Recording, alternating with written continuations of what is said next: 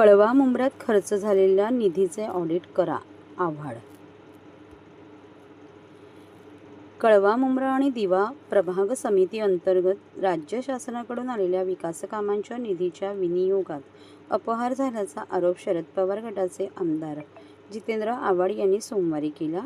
या निधीचे त्रयस्थ संस्थेच्या माध्यमातून ऑडिट करावे अशी मागणी त्यांनी पालिका आयुक्त सौरभ राव यांच्याकडे केली.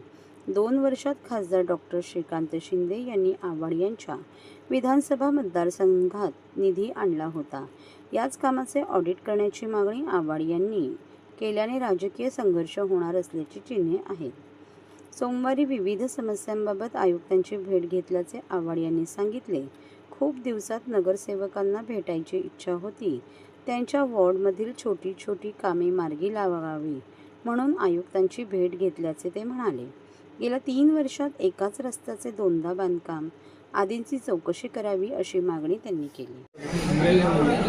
चालू नाही आधीपासूनच महापालिकेचे आयुक्त जेवढे त्यांनी कळवा मुंब्र्याला प्रचंड प्रमाणात सहकार्य केलं. अशाच सहकार्याची अपेक्षा आम्हाला ह्या आयुक्तांकडून. त्यामुळे खूप दिवसात सगळ्या नगरसेवकांची भेट झाली होती.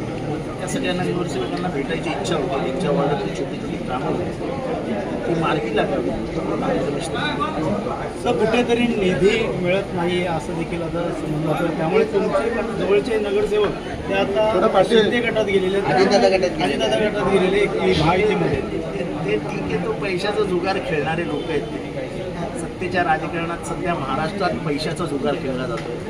पैशाच्या जुगारावरती काही जण जातात, पण काही इमानदार लोक आजही पैसे घेऊन विकले जातात. विकणाऱ्यांची जातच वेगळी असते. जास्त नगरसेवक आजही आमच्याकडे प्रत्येकाचा भाव लावलाय, त्या भावावरती विकले जाते. त्याच्यासाठी काही बोलायचं असतं. ते तर आवडाचा निधी कुठेतरी मिळत नाही, त्यामुळे आपल्याला पण निधी मिळणार नाही म्हणून कुठेतरी हा पळ आहे का त्यांचा. कुठेतरी पैसा हा जर महत्त्वाचा घटक असेल राजकारणात तर मग सगळंच संपलं. समाजाशी एक नातं असतं, माणसांशी नातं असतं. त्या माणसांनाही समजतं की ह्याला दाबलं जातं. जितेंद्र आव्हाड आज सरकारचा शत्रू असं ओळखला की त्यांचा शत्रू नाही, त्यांचा वैचारिक विरोधक आहे. मला निधी न देऊन तुम्ही जनतेवर अन्याय करताय. मला निधी काय माझ्या घरच्या पाण्यासाठी नको आहे. माझा निधी मला जनतेच्या कामासाठी हवा आहे. तुम्ही काही नसलेल्या माणसांना 50-50 कोटी रुपये देतात आणि मला 1 कोटी 1 लाख रुपये देत नको. आणि मी हे किती दिवस बोंबलतोय. आता नको मला. आता इलेक्शनमध्ये बघू काय होईल. आचारसंहिता इथे लवकर लागते, विधानसभा आहे. त्या वाटतं मुंब्र्याचा कुठेतरी अनेक विकास होणार आहे, ते कुठेतरी अडथळा होऊ शकतो निर्माण. काही फरक पडत नाही. आचारसंहिता ही लागते. जनता शून्य आहे.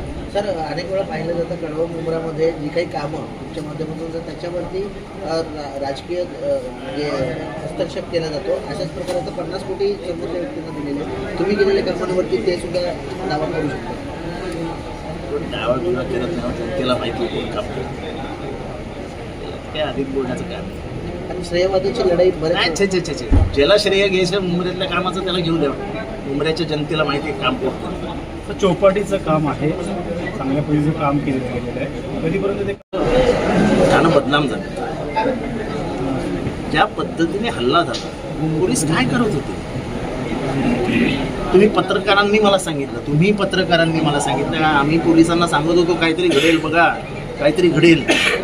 पोलिसांनी सांगितलं काही घडणार नाही, आम्ही काळजी घेतलेली आहे. नाही घडलं. मग आता कोणाला देश देणार. मी काही वेगळं सांगायला. मोठ्या प्रमाणात तिथे पोलिसांचा फौजफाटा देखील तैनात होता. काय झालं त्या फौजफाट्याने काय केलं. आमच्याकडे सगळं व्हिडिओ शूटिंग आहे. काय केलं म्हणजे विरोधी पक्षाच्या नेत्यांचे सगळ्यांचेच जीव जर धोक्यात असतील तर हे अराजकता आहे. ही राजकीय अराजकता आहे. तुम्ही विरोधी पक्षाच्या नेत्यांना घाबरवून घरी बसतील असं वाटतं. कोणी घरी बसत नसतं. काय होईल, जीव जाईल ना. आता राजकारणात आलो आहे, एक विचाराची लढाई लढतोय, तो गोळ्या खाण्याची तयारी ठेवूनच चालू आहे ना. फक्त राज ठाकरेंनी देखील धमकी दिलेली आहे. आगामी विधानसभेमध्ये कुठल्याही नेत्याला बाहेर फिरू देणार नाही. आमचे महाराष्ट्र सैनिक आंदोलन करतील, माझ्या नादाला लागलं तर. कोण कोणाच्या नादाला लागत नाही हो. समोरून कोणाचीच खोडी कोणी काढू नये, पण कोण कोणाबद्दल बोलत नाही. तुम्ही खोडी काढणार आणि मग तुमच्याबद्दल बोलल्यावरती तुम्ही चिडणार, असं नाही. तुम्ही खोडी काढू नका. आम्ही खोडी काढली तर तुम्ही बोला. खोडी काढण्याची आम्हाला सवयच नाही. आमच्या भाषणामध्ये हे सगळं येतच नाही. व्यंग करणं, आवाज काढणं, टोपणनाव देणं, हे काम महाराष्ट्रात कोण करतं हे सगळं महाराष्ट्राला माहिती आहे. मग त्याच्यावरती प्रत्युत्तर मिळाल्यावरती चिडायचं. आपण टिंगल केली तर सगळ्यांनी हसावं आणि तुमची टिंगल केली तर तुम्हाला राग येतो. हा बालिशपणा आहे. लहान पोरं कसं माझी बॅट माझा बॉल मीच क्रिकेट खेळणार. सर मुख्यमंत्री म्हणतात की सावत्र भावापासून बहिणीने